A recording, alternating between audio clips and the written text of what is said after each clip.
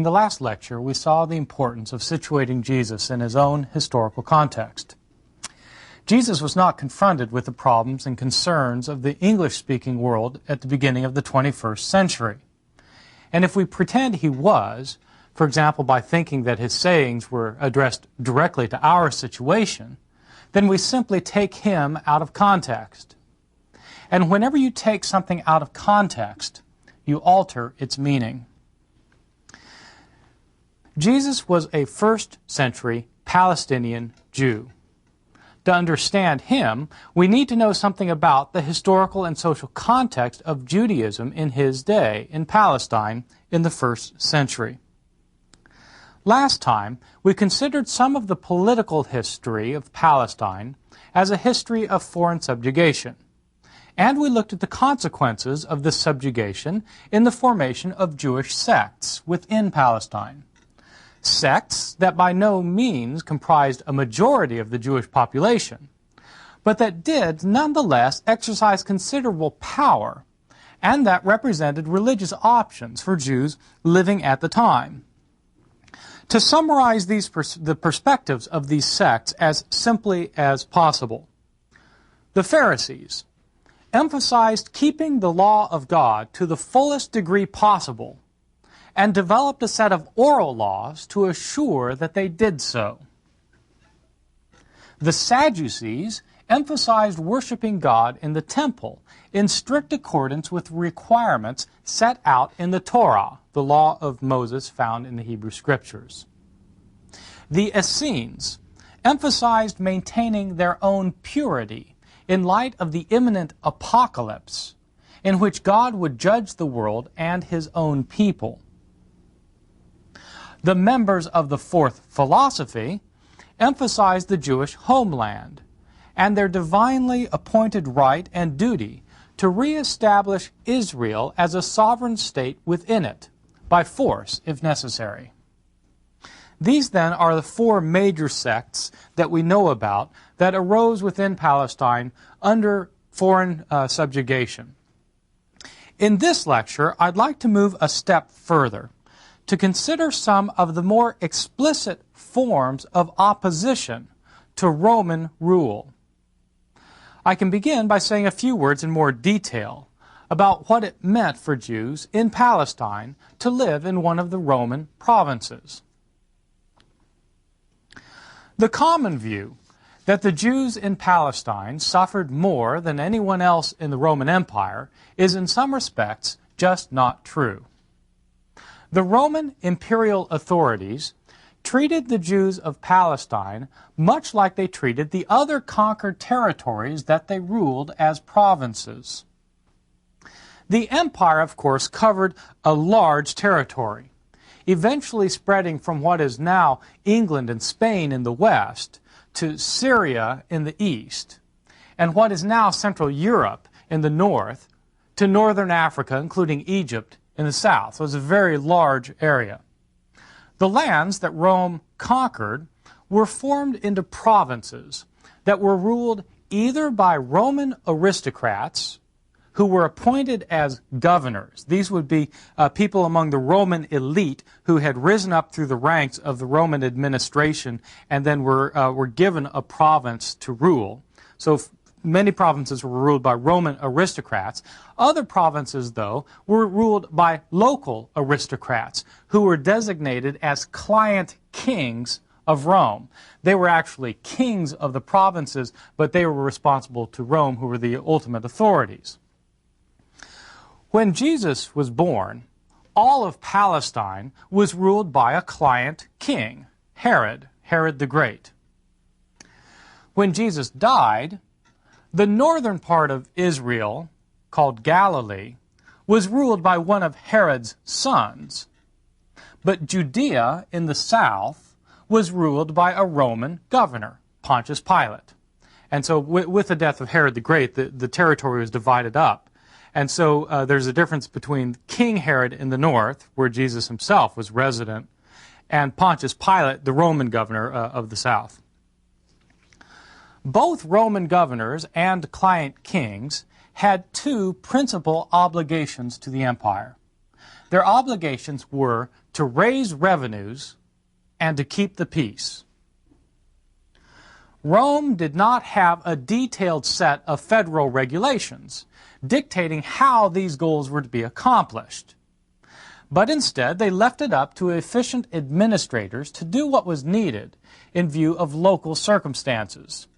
And so there weren't federal laws, the way that we think of today in our country, having federal laws that required how states or local municipalities might organize their affairs. There were some broad principles, but basically the local administrators, whether they were Romans or members of the local aristocracy, were given free rein so that they could raise the tax monies that Rome required and so they could keep the peace.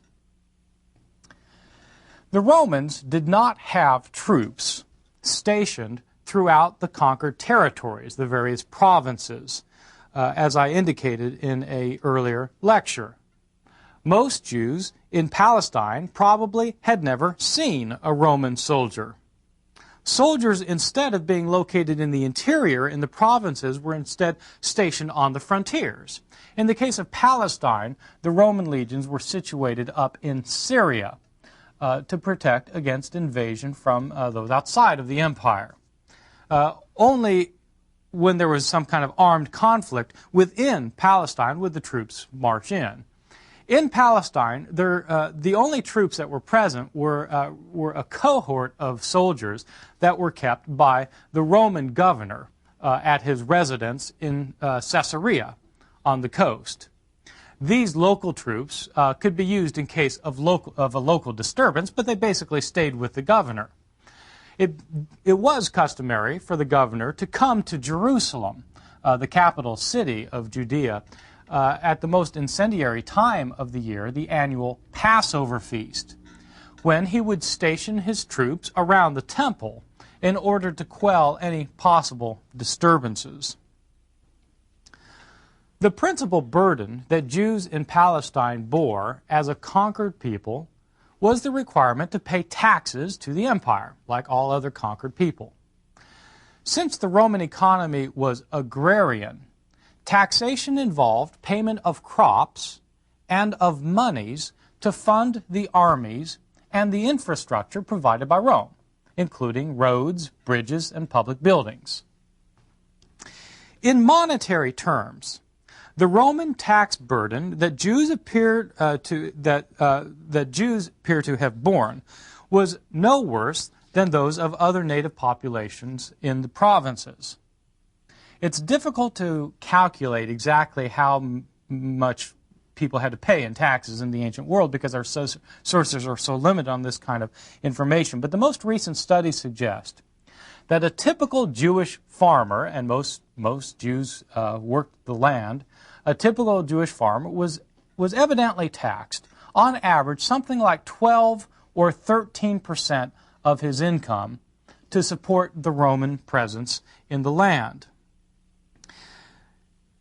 What has to be borne in mind, of course, though, is that this came on top of taxes that Jews had to pay to support the temple in Jerusalem and the local Jewish administration. And these tax burdens might have added an additional 20% or so to the total tax bill, so that the total taxes might have been something like a third of an average Jew's average tax bill, a third of his actual income. This may not seem exorbitant by the standards of today's highly industrialized nations. Many of us pay more than 30% of our income in taxes when you kind of calculate it all out. But we have to recall that in ancient agrarian societies, most farmers did well to eke out an existence in the best of circumstances. And so it was seen to be quite a burden, but no more excessive than many other local peoples. So my point is, now, on the one hand, Jews were treated like everybody else in the empire. Moreover, it needs to be conceded that in some ways the treatment of Jews was better than those of other inhabitants of the empire. Just in strict economic, social, and political terms, Jews were better off. Since the days of Julius Caesar, Jews were not required to supply Rome with soldiers from their ranks. Most other conquered peoples had to supply the Roman armies with troops. Jews were forgiven this responsibility since Julius Caesar, who was assassinated 40 years before Jesus was born. This was a favor to the Jews because of the help that the Jews had paid to Caesar's family during some of their conflicts, especially with Egypt. So the Jews were forgiven. There's a certain advantage to this for the Roman armies as well, since faithful Jews would refuse to serve every seventh day, and you can't really soldier very well if you're not going to fight on Saturdays. So in any event, they weren't required to serve. Nor were Jews required to provide direct support for Roman legions who were stationed nearby or when they were marching through the frontiers. That was another exemption Jews had. In one respect, though, of course, the Jewish situation could be seen as far worse than other peoples in the empire, in that many Jews considered it blasphemous to pay taxes to support the Roman administration of the land that God had given them, the Jews. I mean, nobody likes to live in a conquered territory, but Jews had a theology that God himself had given them this land. And so having to pay taxes on land that they themselves had been given by God was blasphemous to many Jews. And so in some ways, treatment of Jews was better than other people's, in another way it was worse. Jews reacted to the Roman administration of Palestine in a variety of ways. For many Jews, for example, the aristocracy, the Roman occupation probably had its advantages. We don't hear much about this kind of Jew in our sources, but there were probably lots of Jews who found it all right that the Romans were in charge of the land. After all, the Romans did provide infrastructure, and they did provide protection from hostile nations to the east, and that's all to the good. For other Jews, though, the Roman domination was intolerable, a political and religious nightmare. Throughout the first century, Jews of Palestine resisted Roman rule on a number of occasions and in a number of different ways. I'm going to talk about 5 different ways that Jews resisted Roman rule. I'm not saying all Jews resisted, or that all Jews resisted in these 5 ways, but these are 5 ways that some Jews in Palestine resisted the domination by Rome. First kind of Jewish resistance. Many Jews engaged in simple, silent protests against foreign rule. For example, during the Passover feast that I described in an earlier lecture. The Passover festival was explicitly a commemoration of God's deliverance of Israel from an oppressive foreign power in earlier times. The meal commemorated when Moses was raised up by God to deliver Israel from their subjection to the Egyptians. When Jews celebrated this feast, it wasn't only because they were thinking about what God had done in the past. Many Jews were celebrating the feast precisely because they anticipated that God would do something like that again. This time not against the Egyptians under Moses, but against Rome under the Messiah. Romans understood full well the political implications of the Passover feast. In other words, that it's a kind of a silent protest anticipating that God's going to deliver his people. That's why the Romans brought in troops for the occasion, lest disturbances broke out. On occasion, the Roman presence itself had the opposite of its desired effect. There's one instance we know about from the writings of Josephus, for example, just to pick one example, during the 50s A.D., so about some 25 years after Jesus was executed, under the reign of the Roman procurator Cumanus. Cumanus brought in the troops to Jerusalem during the Passover, stationed them around the temple, and according to Josephus, one of the soldiers thought that it would be humorous to moon the crowd. And so he lifted up his whatever they would wear, and he exposed himself to the crowds down below in the temple. The crowds below didn't think that this was particularly funny. This was their holy place, and in protest, they picked up stones and started pelting the soldiers with stones. The messengers went off to Cumanus, who reported what was happening in the temple. He sent in reinforcements, and panic struck the crowds. And according to Josephus, who may have exaggerated the number, there was a huge surge of people, and Josephus says that 20,000 Jews were killed in the mayhem that ensued. Well, that's the sort of thing that could happen during Passover, a silent protest. Passover in Jerusalem was a particularly tense time. We should recall that Jesus was arrested and removed from the public eye during the Passover. That's probably not insignificant. Second kind of Jewish resistance. On some occasions, a Roman administrator would offend the Jews in Palestine, and they would respond through some kind of non-violent protest.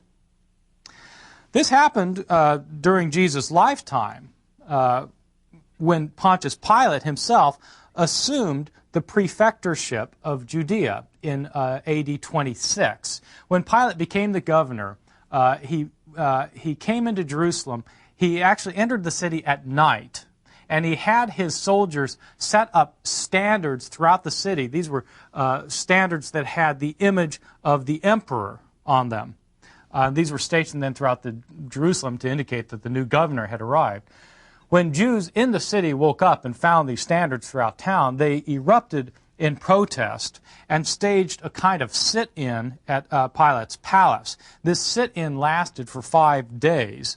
Finally, Pilate got fed up with it and surrounded the Jewish people who were there protesting. He surrounded them 3 deep with soldiers, and ordered the soldiers to pull out their swords and threatened to murder the lot of them. These Jews responded, according to Josephus, by flinging themselves down onto the ground and saying that they'd rather have their heads cut off than to submit to this sacrilege. And Pilate, realizing that this probably wasn't a good idea, then backed down and removed the standards. This is a kind of non-violent protest against Roman rule that happened during Jesus' own day. So 2 kinds of protests so far. Kind of a silent protest during the Passover feasts and other times. Secondly, nonviolent protests. A third kind of Jewish resistance to Roman rule involved violent insurrections in Palestine that took place during the 1st century. These are incidents in which Jews planned and executed armed revolt against the Romans. Violent insurrections were not everyday occurrences. That's a point I should stress. These didn't happen all the time. They happened a couple of times in the 1st century. The incidents, in fact, were few and far between. But one of them, at least, led to horrendously disastrous results. This came 35 or 40 years after Jesus' death. Because of Roman atrocities, the Roman governor actually plundered the treasury of the temple in Jerusalem because he wanted to fund a project of his. Because of atrocities such as the plundering of the temple, there was a widespread revolt that emerged against the Romans. To quell the revolt, Romans sent in the legions from the north, which had been stationed up in Syria. And they quickly subjugated the Galilee, the northern part of the land. This is this incident that I mentioned before when the Jewish historian Josephus, before he was the Jewish historian, was an aristocrat who had been appointed to be general of the troops in Galilee. This is that incident. He led the troops in Galilee, but they were quickly overrun, and Josephus, as I've pointed out, then surrendered. A group of Galilean Jews, though, fled to Jerusalem and provoked a bloody civil war within Jerusalem in which they staged a coup against the priestly aristocracy that had been charged of the temple. This group of Galilean Jews is known to history as the Zealots. These Zealots took over control of the city, and once they had acquired control, they pressed the fight against the Romans to the very end. It led to a horrifying 3-year siege of Jerusalem, in which the Romans surrounded the city and didn't allow any supplies to get in, which led, of course, to massive starvation. It wasn't going to end well, and it didn't end well. Finally, the Romans broke through the walls, and there was a massive slaughter. This war ended in a complete bloodbath, in which tens of thousands of Jews were killed or enslaved. The rebel leaders were crucified. They just lined the streets with crosses. And much of the city itself was leveled. The temple was burned to the ground, never again, of course, to be rebuilt. Well, so there were, on occasions, this is the most extreme occasion, there were violent protests, in addition to the silent protests and the nonviolent protests. A fourth kind of Jewish resistance during the first century involved a more obviously, you might call, religious response to Roman opposition. Throughout the first century, we know of self-styled prophets who appeared, who predicted that God would soon intervene on behalf of his people to overthrow the forces of evil that ruled them. These people were not necessarily urging armed rebellion against the Romans. They were saying that God was going to intervene and overthrow the Romans. Some of these prophets had large followings. None of them, for obvious reasons, was well received by the Roman authorities themselves. I'll give you a couple of examples of these these Jewish prophets protesting Roman rule. Less than 15 years after Jesus' crucifixion, there was a prophet who was named Theudas. We don't know much about this person except for what we find in Josephus. The book of Acts in the New Testament also mentions him. Theudas apparently was a Jewish prophet. He was a Jewish prophet who apparently led a large crowd of Jews out of Jerusalem to the Jordan River. And there he publicly proclaimed that he was going to make the Jordan River part, allowing the people to cross back into Israel on the dry land. This was an obvious reference to the traditions of Israel's exodus from Egypt through the Red Sea, which Moses kind of parted. Moses parts the waters and people walk on the dry land. And then the conquest of the Promised Land, where again, when the people enter into the Promised Land, the Jordan parts and they enter in on dry land. And so this is a reference to, this is saying that Theudas is going to be the instrument through whom God once again brings back a sovereign state to the Promised Land. Well, the Romans knew what this was all about, and they heard about what was happening out there in the wilderness by the Jordan River, and so the Roman governor sent forth his troops, and they slaughtered Theudas and his followers and brought Theudas' head back to Jerusalem for display. Romans didn't take kindly to prophets who were predicting that God was going to bring an end to the Roman order. About a decade later, after Theudas, another prophet arose who is called by both Josephus and the book of Acts simply as the Egyptian. We don't know the name of this person. He's called the Egyptian. The Egyptian led a huge following. According to Josephus, it was 30,000 people outside of Jerusalem, and he predicted that he was going to make the walls of Jerusalem come tumbling down, which, again, is a clear allusion to the Hebrew Bible, in this case, not to the Exodus from Egypt, but to the Battle of Jericho under Joshua, when they marched around the city and blew the trumpets, and the walls came tumbling down. Once again, the Romans knew what this was about, that this was a prophet predicting that God was going to do something to destroy the enemy, and the Roman troops were sent out again, and a huge slaughter occurred. Those are two examples of sort of religious responses to Roman rule. A third example of this kind could be seen as John the Baptist, whom we know about from the New Testament, but also from Josephus. John the Baptist appears to have been a prophet of this type, predicting that God was soon going to intervene on behalf of his people and wreak a massive destruction and judgment. As John says in the sayings preserved in Q, "Who warned you," he says to the people who've come to hear him, "who warned you to flee from the wrath that's coming? Behold, the axe is lying at the root of the tree. Every tree that does not bear fruit will be cut down and cast into the fire." In other words, he's predicting that if people don't repent, God is going to enter into judgment with them, and it's going to happen right away. The axe is at the root of the tree. John also, of course, was executed by the ruling authorities. Other Jewish prophets arose and experienced similar fates. Roman administrators of Judea had no qualms about destroying anyone whose predictions that God would soon intervene on behalf of his people gained them a large and potentially riotous following, especially in Jerusalem. We should bear in mind this kind of scenario when we start to reflect on the life of Jesus, a Jewish prophet who gets executed in Jerusalem. Fifth and finally, an even more widely spread response to Roman rule involved a kind of religious ideology that had become popular during the period. This religious ideology may have originated, probably did originate, during the Maccabean revolt, but it had become enormously popular among the Jews of Palestine under Roman rule. This is an ideology that modern scholars have called apocalypticism. It was a view held by a number of Jews, probably by many of these prophets that I've just referred to.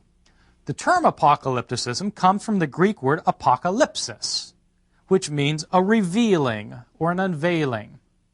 Apocalypticists believed that God had revealed to them the future course of events, in which he was going to bring a good kingdom on earth to replace the current evil kingdom. We know about Jewish apocalyptic thought from a number of ancient sources, such as the book of Daniel in the Old Testament, Hebrew Bible, and the Dead Sea Scrolls. Jewish apocalypticists appear to have subscribed to four major tenets of thought. Four major tenets characterize Jewish apocalypticists. First, Jewish apocalypticists were dualists. They maintained that there were two fundamental forces of reality, the forces of good and the forces of evil. And everyone and everything sides with one of these two forces. Everyone's on the side of God or on the side of Satan. You have angels on the side of God, you have demons on the side of Satan. You have life and righteousness on the side of God. You have death and sin on the side of Satan. Everything participates in one of these two forces. Moreover, the history of the world is divided into two ages. There's the present age that's ruled by the forces of evil, and the age to come that will be ruled by the forces of good. Two cosmic powers, two ages of the world, according to Jewish apocalypticists. So first, they're dualists. Second, they're pessimists. Jewish apocalypticists were completely pessimistic about the possibilities of life in the present evil age. It's the evil forces that are in charge now. Therefore, those who side with the good will be punished by the forces that are now in control.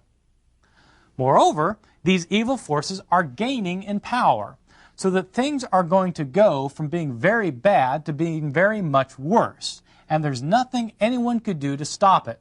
You can't improve your lot for these people, for example, by improving technology, by throwing more money into the welfare system, by putting more teachers into the classroom, by putting more cops on the beat.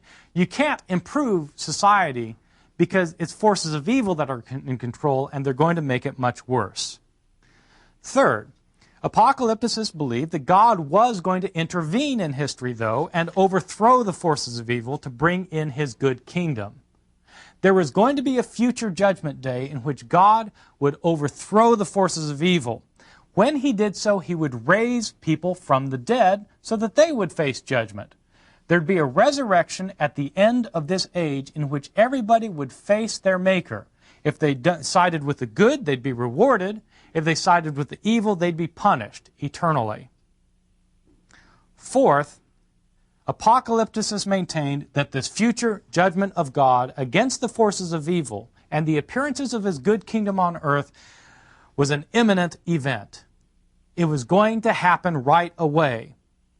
God's kingdom was almost here. How soon would it be? In the words of one famous Jewish apocalypticist from the first century, "Some of you standing here will not taste death before you see that the kingdom of God has come in power." These are the words of Jesus himself. Mark chapter 9, verse 1.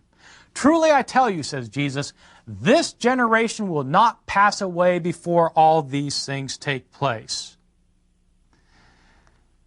Jesus himself appears to have adopted an apocalyptic point of view. There were evil forces in the world, but God was soon going to intervene and overthrow them in a mighty act of judgment, and he would bring then his good kingdom to earth. This all was going to happen within Jesus' own generation. At least that's the point of view of Jesus that's presented in our earliest sources. Among the traditions that I think we can accept as most historically accurate, when considered in light of the three criteria we've already discussed. But that's going to be the topic of our next lecture.